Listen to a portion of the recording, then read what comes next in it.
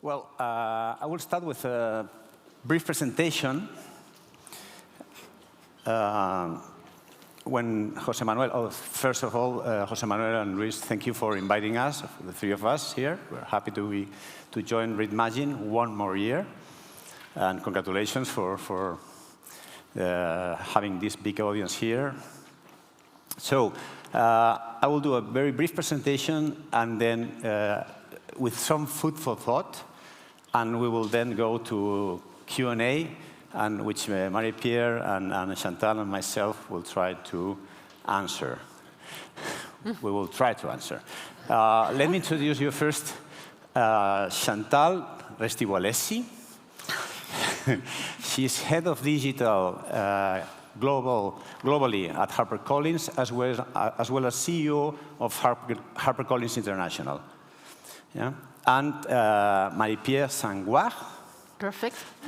She's sales director and CEO of Interforum, which is part of the Editis group, the second and one of the leading publishing groups in France. Yeah? I am Santos Palazzi. I'm head of mass market and digital at Grupo Planeta.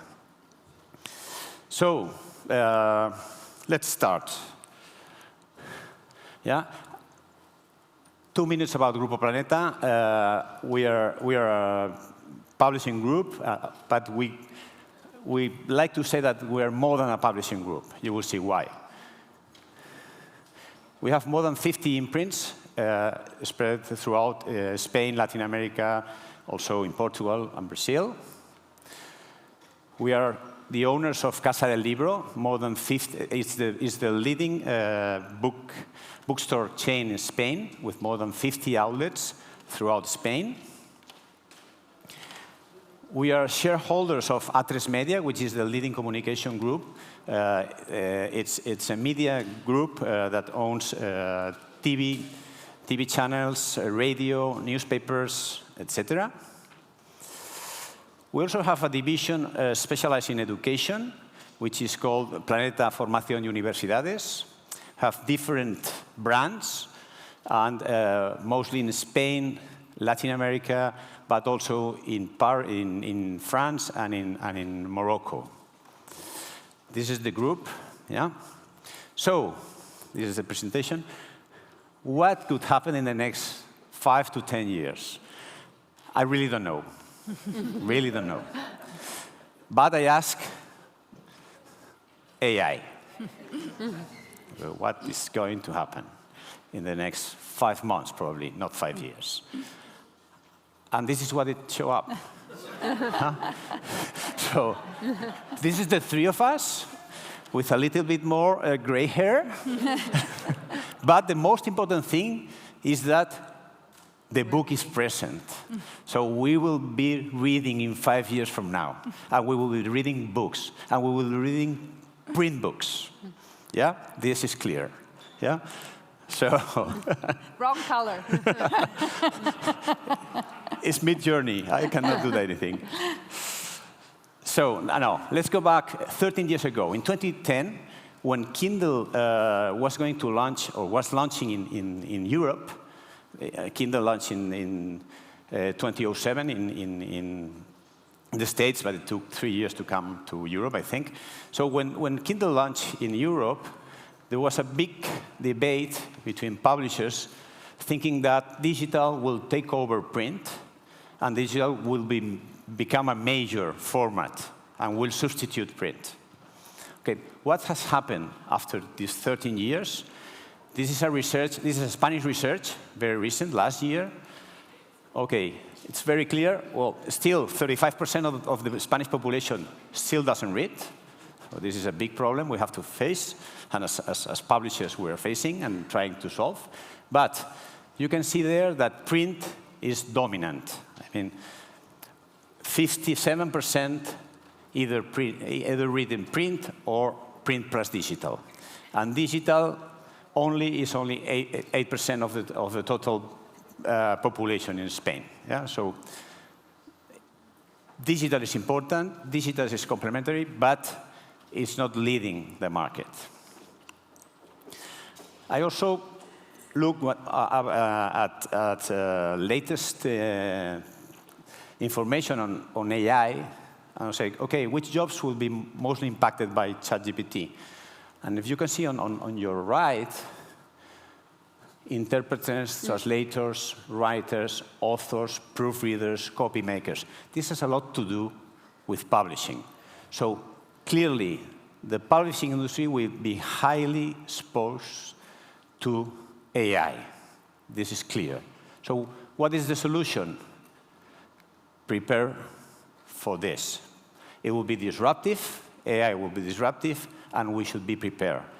We should teach our teams how to use and take advantage of these new tools, and don't be afraid of it.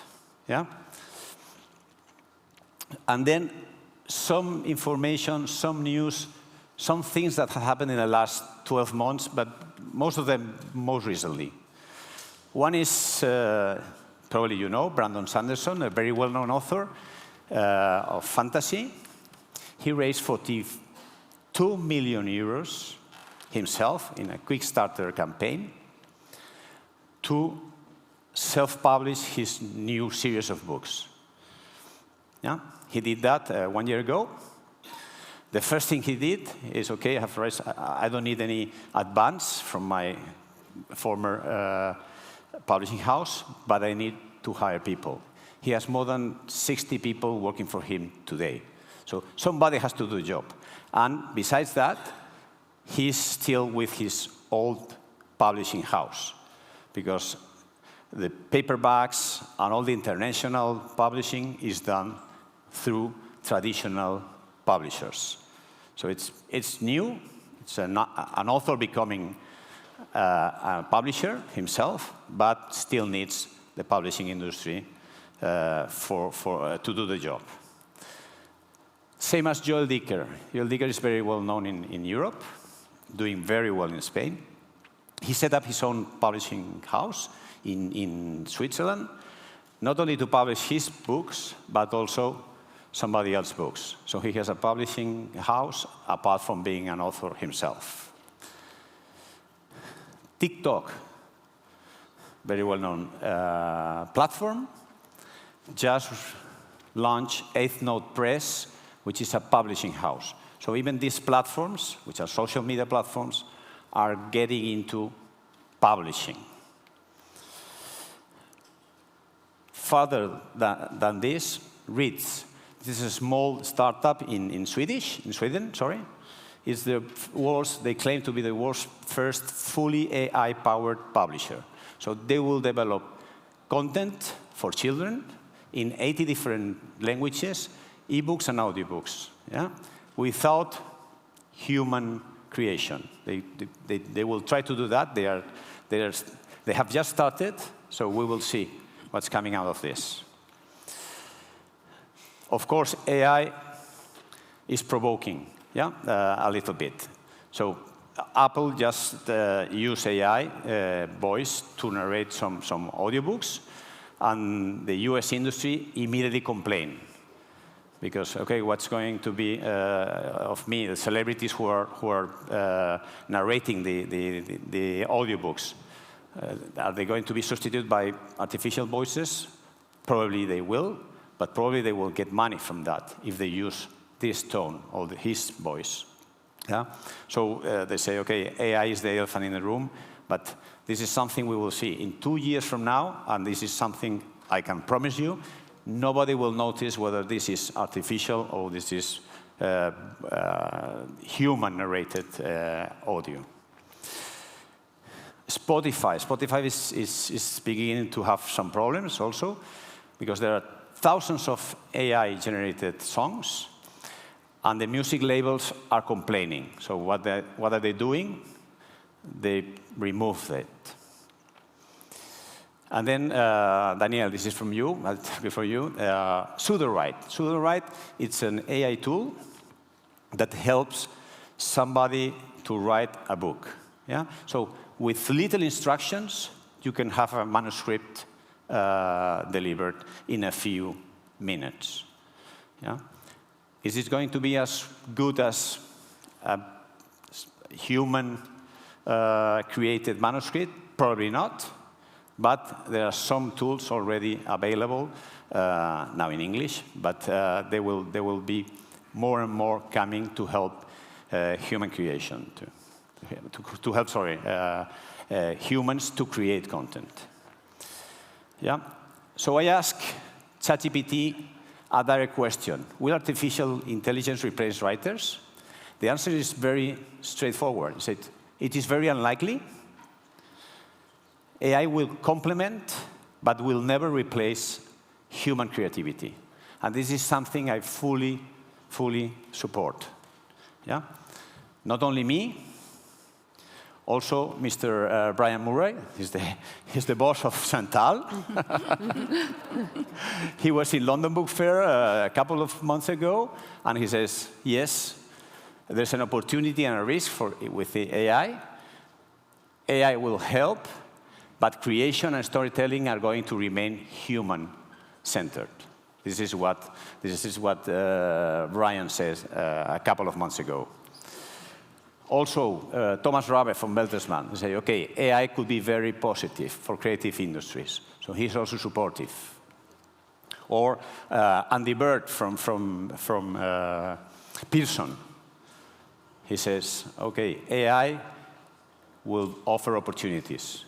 We have to understand it. We have to know how to manage it.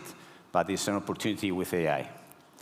Yeah? And our digital distributor, Bookwire, also they're integrating AI within their software to improve marketing issues like metadata, keywords. So out of the content, they will get the best metadata for the catalog they are distributing. Yeah? Of course, you will always find somebody. Warren Buffett says AI is the atomic bomb. And he's seeing that as a threat instead of an opportunity. Okay, this is more or less food for thought of what's happening today related to the publishing industry. So let's go to the questions for both of you, Chantal and Marie-Pierre. So the first one is Rudiger just pointed out this. Sorry, I did it before. So 20 years ago, if somebody asked a publisher, what is your job? You say, okay, I produce and sell books. Today, this is not the clear answer. The clear answer is the second. It's servicing authors and audiences. We fully agree with Rudiger, and this is on what we have to center, to focus our efforts in the coming today and in the coming 5 years. Okay, so I have divided the questions in 3 big groups. The first is, let me sit down because the presentation is over. 15 minutes, I told you. I said we would be like the girls on TV, you know, Santos show, and we're just standing here. So the first group of questions is the role of publishing. How will it change? And the first question is very easy. AI will assist most editorial processes, like proofreading, editing. What do you think, Chantal? So I want to step 2 nanoseconds back, because since you promoted Planeta, I have to promote HarperCollins. So we're a huge publishing house. We've been in publishing for 200 years. But I think the most relevant point today, besides the fact that we are in many countries and publish in 16 languages, I think we're the publishers in most languages, more languages than anyone else. Really, the main point that Rudiger has, but it's part of our mission, is that our mission is to be at the service of our authors. And I think if we don't forget that, it's not about the book, it's not about digital formats and nothing else, it's about the author. That's at the core of what we all do as publishers. And I think if we don't lose sight of that North Star, that's going to guide us across any change in our industry. So in terms of AI, the way we see it, and you quoted Brian, so I have to stick with my boss, but really, we see it as a tool, right? Like many other tools, and it's a question about adopting it, again, at the service of our authors. So if we're here to guide our authors, it's not just about changing how we run our business, but also educating them and informing them about how they can use AI and also how they can protect their rights. Because on the one side, you have the opportunity of the tool, and on the other side, you have to be careful about copyright protection, extremely careful about that, extremely careful about what the author defines as original content, because that's what's in our contracts. And it's also clearly important that we protect the value of our content on behalf of our authors. So to allow all of these machines to just willy-nilly introduce content in order to educate their AI, to create generative AI, is actually not acceptable to us, and we believe that we should be rewarded and the value of the content should be protected. So while on the one side as a tool, it's absolutely a welcome development, on the other side, if content is being used to educate the AI, we believe that we should protect that value and we should be paid for it. No, because I'm taking care of sales. So of course, in sales, AI can be of a really good help, just to forecast, to better adjust our quantity, to better adjust quantity to the right bookstore. So we think that we have a lot to learn from that. But we need to learn, and we are still at the beginning. We are still not completely aware of what we can get from from these new tools. Some of you are already doing things. In France, on the retail side, we are still at the very beginning. But we know that we had a lot to do. We had a lot to do to be able to answer the needs of our retailers, the needs of our publishers, and of the author, because we are defending the same approach. We are here to promote the author and to connect the author to the audiences. We know that we have also other stakes to address, environment, etc. AI will help us to adjust our quantity, to adjust our production, to adjust how we address each type of bookstore and each store individually in order to better respond to his audience and to better address the right title to this bookstore. This is very important for us, but we have not already mastered every type of tools we need and how we will manage to do that, because we have also a great job to do with all the people we manage, because we are still in the ancient world. We are still selling books with papers in the bookstores, so the gap is huge. We have 5 years to do the job. So it's clear that we will need new skills. How do we attract talent? So, I mean, actually, I'm one of the new talents, and I'm already old. Right? It's been 10 years that I've been in the industry. So I think the important thing is actually, number one, I think the industry needs to sell itself much better than it does. I think we need to actually stop complaining about how old publishing is, how it's not growing, how it's not evolving, how it's not moving fast, because it's actually not true. I think in the 10 years that I've been in this industry, and I've been in many others before, we've changed a lot, and we continue to change. So the first thing is to make oneself attractive. Why would someone want to join us? The reason you would want to join us as a young talent is because we are innovating. We are changing all the time. We are reinventing ourselves constantly. We are talking about AI to a room full of people internationally. So we are a really interesting industry where you want to experiment with your skills and learn. And the key important thing for the talent is actually the availability of data.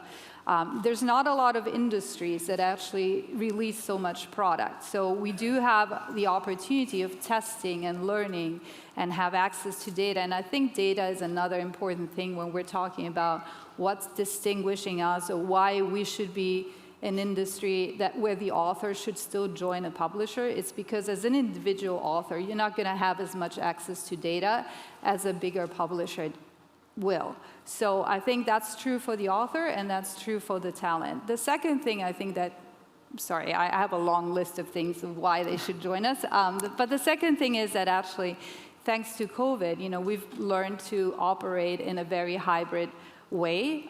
So physically, I think is still very important because you build connections like we're doing here, but remotely at the same time is equally important. And flexibility is something that the younger generation appreciates. So I think we can be more diverse as an industry because of being flexible, and we can certainly attract a diverse talent. And I think the third thing is really being clear about the skills we're looking for.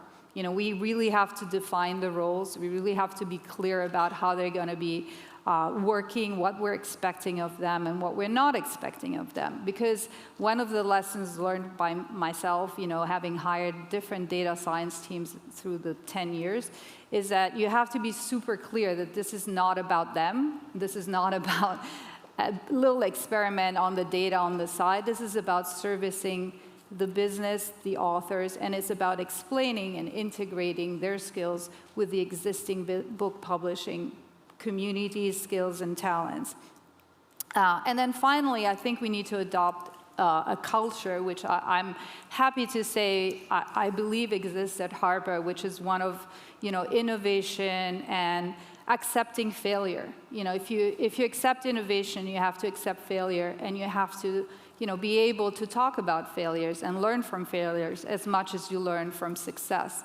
And I don't think that's very hard for a publisher, because we do that every day with our books. We have tons of books we fail on, and some great books we celebrate. And we learn from the ones we're failing on, and we're learning from the ones we're successful at. And I think that's no different in all these different areas, and digital and skill sets and so on and so forth. So I think we have cultures that are certainly used to change, certainly used to innovation, and can really integrate these new skill sets and attract talent. We just have to talk about it more, and not just to ourselves. We have to talk about it to the outside world. Mm-hmm. Thank you. I think one of the points that was raised yesterday was also the point of the salaries, the wages, because publishing is a very female environment. Female is less paid, and to attract also people and other people, we need to revise everything. The way we promote people, the way they can evolve in the company, doing several jobs differently. I'm working in France, and in France, in the traditional industry that publishing is, if you swim in your line, you cannot deviate.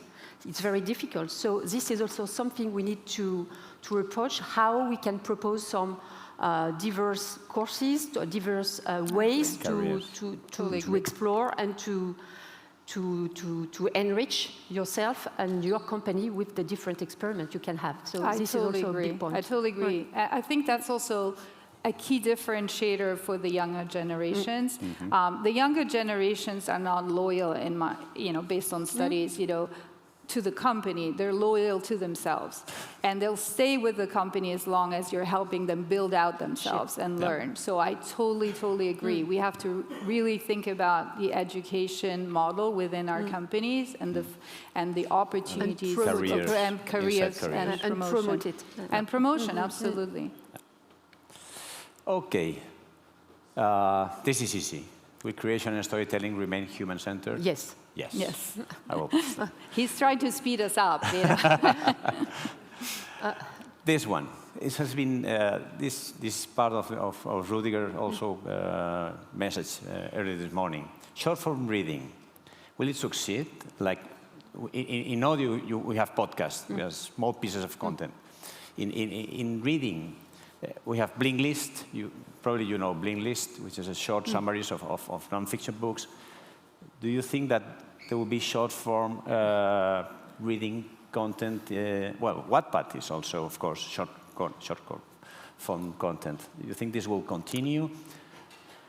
Yeah, I mean, I have tried with different outside platforms in this space, and I've never succeeded, to be honest. But I do believe that it's another option, right? I mean, what I believe in is actually that we should support what consumers' choices are.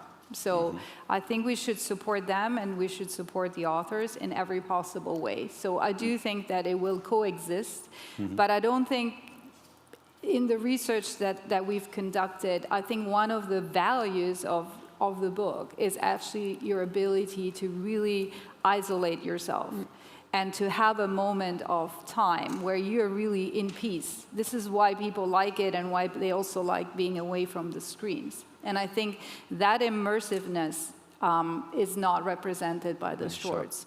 But the shorts can coexist. So I really think it's a varied world, and really we should be available in an experiment and supporting the talent in every possible way. Okay. Audiobooks and artificial voice. You gave us the answer so you can answer. 2 years. No, I don't agree. I think it's faster. Faster than 2 years. I think it's faster. I think it's okay today for non-fiction, but it will take a little bit. I disagree. I think it's faster. Okay. Well, faster. 1 year. Then. Okay. Movies and series. So, as no, but publishers... let me go back to that, though. Okay. But again, because I think, again, we're in this, I'm sorry. No. But No. you invited me, now you have to put up with me. So I basically think that, again, it's not, I really don't like this juxtaposition, which was the same years ago when I joined the industry. It's like ebook against print book. It's not an against, it's an and. Right? It's an and. And I think the and is an opportunity for the industry and an opportunity for talent and storytelling. And so the narration, AI narration, is an opportunity. It's not a fight. We're not going to replace human narrators. But as publishers and IP holders and promoters of IP and trying to reach more consumers with that IP, we need to use other opportunities that are more cost-effective to make that content available to people. We're not currently making a huge amount of IP available to consumers in audio. The proportion of English language versus international language available in audio is tiny. And so we have to embrace new technologies, which does not mean replacing narrators. We're going to have fantastic narrators that we will continue to work with, and we will want to enhance the value of that. But at the same time, we're going to have to make available content with AI narration because it's an and it's not an or. Again, now I'm speaking on behalf of myself and on my company, but I can tell you this is a strong belief I hold, and I do promote this also within my company, because I don't think it's a replacement. I think it's an augmentation of our opportunities. Sorry. Sure. No, fully agree. That it will be on top of. On top of. Yeah. Movies and series. Yeah, we as publishers will concentrate on books, ebooks, audiobooks. But a big amount of movies and TV series are coming from books, are based on books. So shall we have a vertical integration, and shall publishers jump into movie production, series production? Well, we've done it. Yeah. So we've done two things at Harper. So the first thing is we created a cooperation with Sony 3000. And with Sony 3000, with very selected titles, we participate in the selection and then the co-production, the investment in very selected number of titles. It's not a lot, and they're not exclusive to Harper. So these are not just our titles. This is a collaboration with Sony 3000 and Sony. And then the second really initiative in this space is we also have our own HarperCollins production, where we actually either support, co-create, basically support the production of, that's not a financial investment, of content for streaming platforms, gamings. It's primarily focused right now in the children's space, but we do that, and that came as part of the acquisition from HMH. So I do think, and again, I was in music many years ago, and I do believe that storytelling and IP creation is the first kernel. It's the beginning of all that IP monetization. And I do think that as publishers, as Korea demonstrated, Yes. right? And in music, it was exactly the same. Korean companies really invested in the IP creation and then benefited from all the revenue streams, exactly the same model. And I think that model in publishing hasn't been developed yet, but I don't think we should stay out of it. I think we should participate in it. Now, I do believe it varies a lot by country, because the ability to acquire a variety of rights is very different by country, but it doesn't mean that we shouldn't, try to contribute to that development. Yeah. Okay, self-publishing, AI, copyright content. So self-publishing, I would like to go back to your example of Joël Dicker. In France, we have big authors trying, or not trying, but wanting to be publishers. It's not self-publishing as on Kindle, of course, but they want to get to build their own publishing houses for different purposes. The first one is, of course, they think that they earn not that much money compared to what the publisher gets. So they want to have a bigger piece of the global cake. They want also to be in charge, because they feel, at least the one we work with, they feel that the traditional publisher have difficulties to embrace what is going on, the direct relationships with the customer, the testing and learning. They are eager to do different things. We did different things with them in terms of sales promotion, in terms of direct contact with the retailers. We make them promote their own titles through workshops with retailers, coming into the bookshop to explain how they wanted to work. So it was a very different interaction, as well as we put together also events with them and with their direct audience, because they have a strong community, and they want to explore this strong community to add sales, to expand their sales. Where the traditional publishers, he goes to the bookstore. And we don't know, as traditional publishers, as traditional distributors, we have a lot to learn in terms of social networks, how to address dedicated communities. So we start to do that, but they know how to do that better than us. So it's a kind of a cross-fertilization. They also want to be able to manage their own image, because when we promote them through traditional advertising things, they can feel that they are not promoted as an exception. They are always promoted the same way. At least in France, we are doing the things the same way for years. So we have troubles to do things differently. So they want to do differently, they want to be in charge, and they want to get more money.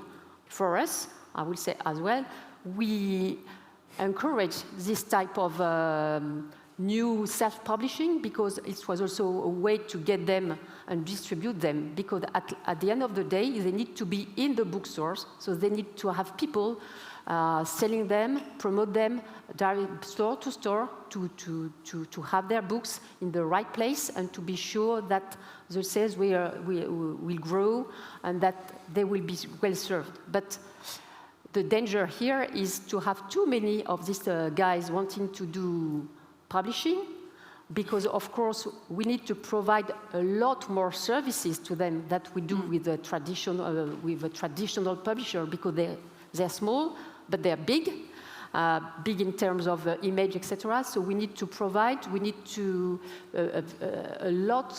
wide range of services, from accountancy, management of human resources, commercial direction, etc., etc. This is very interesting. As well as the other part, this is when they become publisher, they discover the role of an editor, which is not, I read a book and I say, okay, it can go public. Absolutely not. So we train them to be publishers. That's also very interesting. But that can be only limited to a small range of people, because otherwise it will be impossible to manage. Impossible to manage, exactly. Thank you. But can I say something on that? I know you're trying to get to 3 questions I will never get through. And but, we have 17 seconds. I know. I'll just say on self-publishing AI and copyright content. So I actually think one of the challenges is going to be, if AI starts creating a lot of content the same way self-publishing has, Exactly. then how are you going to distinguish quality and how is the consumer going to distinguish? And so I actually think that, again, gives an opportunity to publishers, right? Because as you just said, for me, it's not like editing has no value. Editing has a lot of value. And it will be true whether it's an AI-generated piece of content or whether it's a human piece of content. So I think the overwhelming amount of content will create an even bigger need for curation and quality. And I think that's what our service guarantees, that quality is being maintained in many different areas, but especially in the creative space. And as you started this session with the value of the humans is that creativity and that spark, I think that's what we help the talent with our own talent. The editors, the publishers, they have creative talent. They're not just reading a manuscript. They're contributing to the creativity of the piece of content. So I think that's why we will, in 5, in 10 years, still be here, maybe not us. Doing our job. Doing our job. And adding value. And totally adding value, absolutely. Yeah. Okay. So let's jump to sales, retail and sales. Marie-Pierre, Okay. PODs. So PODs or environmental issues. Yes. Okay, so people and This is readers. relevant. Environment and of course management and cost issues. Of course, POD is here to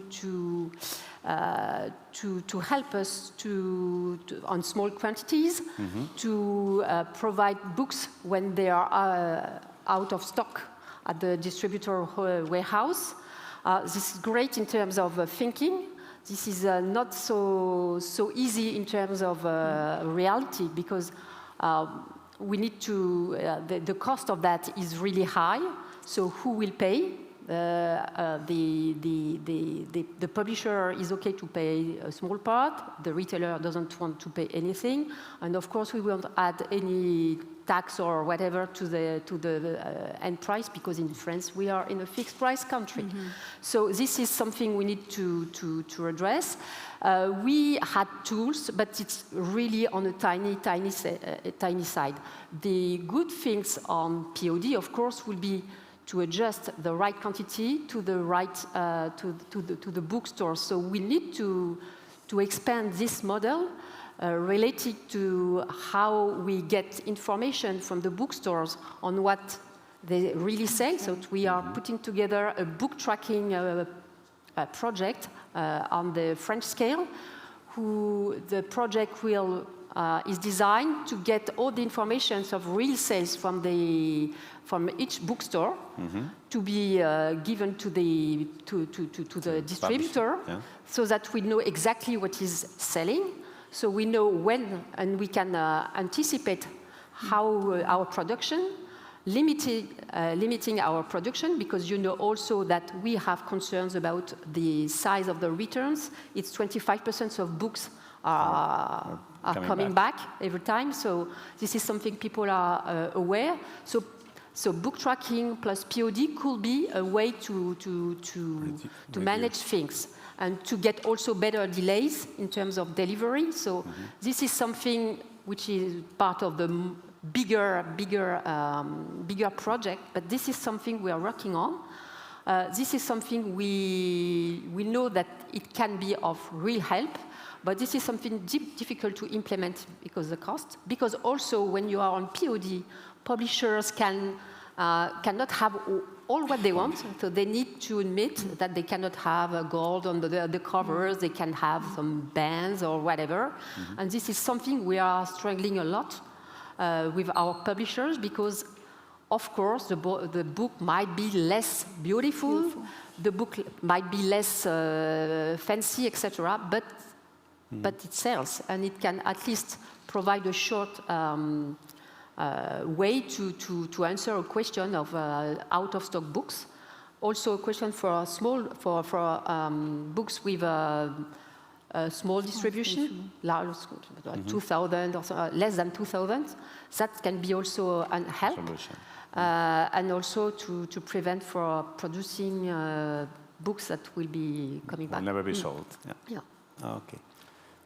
E-commerce versus traditional bookstores. We've seen after the COVID, during the COVID, e-commerce grew a lot, but now people is coming back to the bookstores. Yes. Do you think in 5 years from now? I know that, I think bookstores have learned a lot from the COVID. You know, they learned that in France they were essential to the country, which was great. And they learned also that they had also to switch their mindset and goes to service. Then they developed ways to attract the people during the COVID. So they built their small websites, their click and collect service. They had to exchange with their readers. So social networks rang a bell somewhere in their minds. So this is something that was really great. This is also something they are expanding at the moment. They know that the solution to survive,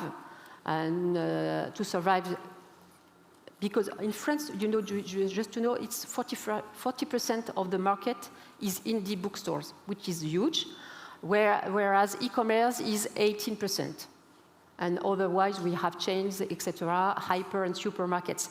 And the resilience of bookstores is absolutely incredible. And why? Because they also start to understand that they need to work together. Some built common websites, e-commerce websites to serve their clients, which was not the case before. And to have the stock in different bookstores so that people can go there. They develop also their recommending activities. Because they are better than some algorithm in certain websites, we know.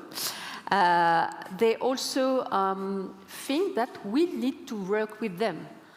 That means that we are also testing a new business model. We are working, for example, of a collaborative planning, forecasting, and replenishment thing, close to the category management with some of not indie stores, with one, but with hyper and supermarket chains, because we have the knowledge of the market. We have also the tools.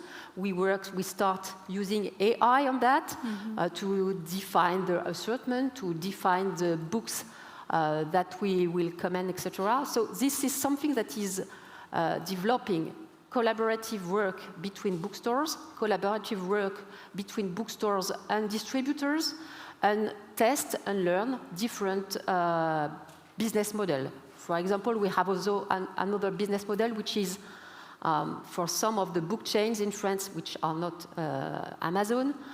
They have their e-commerce website, and we develop a marketplace just to offer them the opportunity to offer to their clients the books that are not in stock in their different bookstores.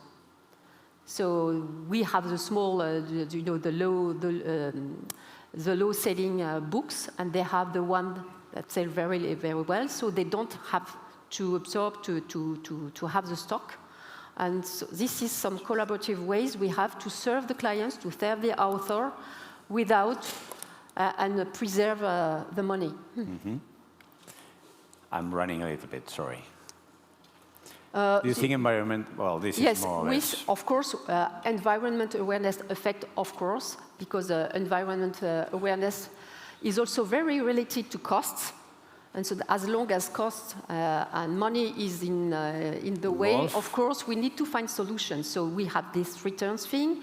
We have, we think a lot about AI to help us better forecasting our sales, better anticipate, and and one of the things we will have is to really adjust the quantity we produce to the quantity that will be sold.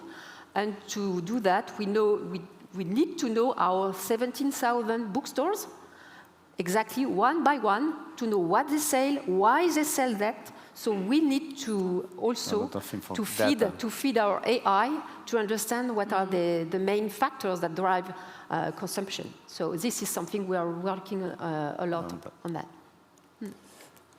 Okay. How can we make a healthier market for publishers and retailers, and of course authors? Sure. So first, I guess the one is not to limit the production we have in terms of new titles, but we need to think about. Remember during the COVID, when most bookstores were closed, yes, some were still open, and they sold all they had on their shelves, old books and whatever. So this means that people, every book you have not read is a new book for you. So we should think about that. We may not have to produce all the new releases we produce each year, because I'm sure if we dig enough, every title has not been put on the market for the good reasons. So, first. The second thing is to make our flows, we have to sanitize our flows. The new release on the market, the restocking, the returns, we need to put less, not too much quantities at the beginning, just to let the market feel. Yes. And then of course, be able to manage and to replenish really quickly. That's really fast. So that's why we invest a lot in logistics with new tools. We have also to do a lot on returns, and maybe we need to think about new business models like firm sales, like consignment. I don't know, just to make people feel more responsible of what they do. When they command a book, when they order a book, when a bookstore orders a book, it's not... So limiting returns. Yes, of course. In one sense. And then we have all these collaborative things we need to work on. This is the final part. We're talking about readers and book buyers. So we're seeing new genres emerging. For example, romantasy. This is coming from Wattpad, Webtoon. Will new genres emerge in the future? Sure. Do you think this is a never-ending story? You sound like my board. They asked the same question. I said, if I knew the answer, I would be a banker and a successful one. No, I'm asking for the next one. I'm asking. No, I do think yes. I think I'm actually less negative. I heard yesterday we were a bit negative about the new readers, and I'm actually very positive. I think TikTok has shown us through a new platform how we can reach new, younger readers, probably younger than the declared age anyway, because many people are really kids, like 12 years and up, and they pretend they're 18. So I think it's an amazing moment and a really a positive one where we're attracting a new generation, and we're attracting them to the printed book, which is super amazing. And not only that, we're attracting them to backlist titles. To your point, when you're saying we're not doing the maximum we can for books, this is why I'm so positive about books, because we have a huge amount of catalog or backlist, whatever we want to call it. And when I was in music, we repackaged the Beatles for generation to generation. And we can do exactly the same with books, and the TikTokers have shown us that. So, yes. Okay. She has already answered. This is already being talked. Webtoon, Tapas, Wattpad, new forms of reading for everybody, for new audiences. What future do we foresee? So my point is that this will continue, and there will be new people jumping on reading thanks to these platforms. And these platforms, as Rudiger was saying, are part of the publishing industry. They were strange social platforms before, but now they are part of the publishing industry, clearly. Yeah? Completely. Subscription. This is a tricky topic. No. But let me show you one thing. Yeah? Subscription in music. Of course, music is not reading, but it was 12 years ago. Now it's 600 million people paying subscribers, and it's almost 70% of total music revenue. So do you think digital subscription will be part of a big part of the reading of the publishing industry? As I said, I'm old, right? So I fought the battle when I was in music because I was pro-subscription in my company at the time, and I did a lot of research in the early days of subscription, and consumers love subscription. Consumers love access. So, and I think it's a question of defining the models and defining the value for our authors. Mm-hmm. But I think subscription is here to stay. You know, access is here to stay. And actually, again, it helps us in helping consumers identify our backlist. I think the main purpose, and my biggest issue with the platforms, because I do participate in a lot of subscriptions, is actually that they don't do a good job in selling our backlist, or not yet. And I think they should help us help consumers identify content in a better way than we have done to date. I think they're very, very focused on front list, very, very focused on big authors that everyone knows, because they need that to attract audiences to their platforms. But I think the value of subscription is, for music, it has been in helping consumers find a lot of content that they were not finding before. And I think that's the job and that's the value of subscriptions to publishing. And I think we need to participate in order to educate them to do that. Mm-hmm. Thank you. Snacking. Book summaries. This is going to be done by AI. Today, Blinklist are doing it manually, of course. An excellent 15-minute read, but this is going to be absolutely automatized. Mm-hmm. Do you think this is going to be a relevant business model for the future? For non-fiction? Of course, not. I think it exists today, right? Yeah, but it's tiny. It's small, and I don't know. I mean, we're not in it as publishers, and some others are. I think it will be there, and I totally agree. Will be done more and more by machines, and I don't define that as the core of where we add value, and therefore I'm not. I think it will be there, but it doesn't really concern me. No. Yeah, not as a business model. No. Oh, okay. That's good. Big data. Analytics on reading behavior, book buying. Right. How can publishers access this data? Yeah, you think this is a strategic This is totally strategic. Issue it's a big issue. It's an area where I think we really haven't moved forward as much as we should, personally. I think we need a better relationship with our retailers, and we actually need to stand firmer on the request of sharing more data with us. I really believe that's a fundamental issue for the industry, and I do think we need to, expect more of our partners. Sure, I totally agree. Okay. Last one. Do you think environmental issues will affect readers? So readers will be... The readers are aware. Yes, but on the other side, they want to have their books delivered in 24 hours, sometimes. And so they want... It's contradictory. It's contradictory, but this is something that is in mind. So maybe we can see also in the development of the second-hand books market something that appeals on their way to consume books. In France, we have seen this second-hand market grow by 38% in volume in the last 5 years, when the traditional market was growing 14%. So this is also, it will be there, and we have to deal with. But we need to think about also what the meaning of that. The meaning of that is maybe they discover very old books that we are unable to promote because there are too many to promote in their back catalog. Maybe it's also a question of pricing. Or maybe it's a question of,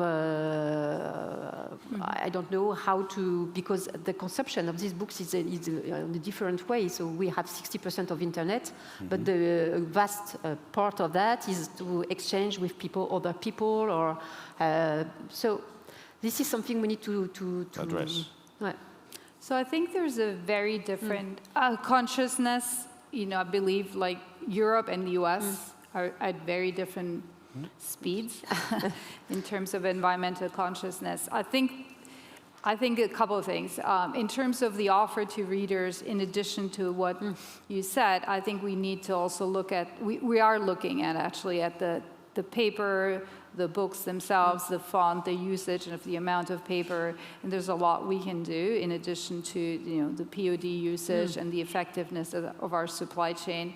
And I also think there are many other ways in which we can be more efficient from an environmental standpoint, and we are, as a public company, we have a responsibility to improve on that, and we have objectives to do that, and we are looking through the value chain. For example, a simple example is, you know, physical book galleys. It's one of the things that I've been arguing with my teams a lot in the US, because again, Europeans are much more innovative and the Americans are very traditional, and I think there's a ton of physical galleys that we're just wasting.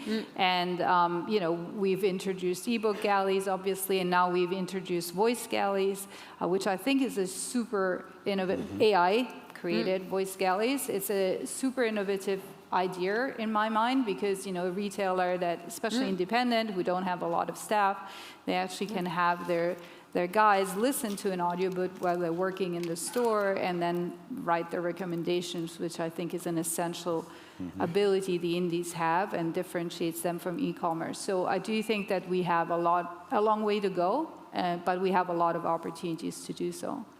Okay, we ran out of money, of time. Money and time. And money. So, thank you. I don't know if you have... Thank you. Thank you. Thank you very much. Thank you very much. So you managed to do. I think that during the presentation, with almost all the questions that Santos has suggested to the speakers. I don't know if any question in the audience. Yeah, right there.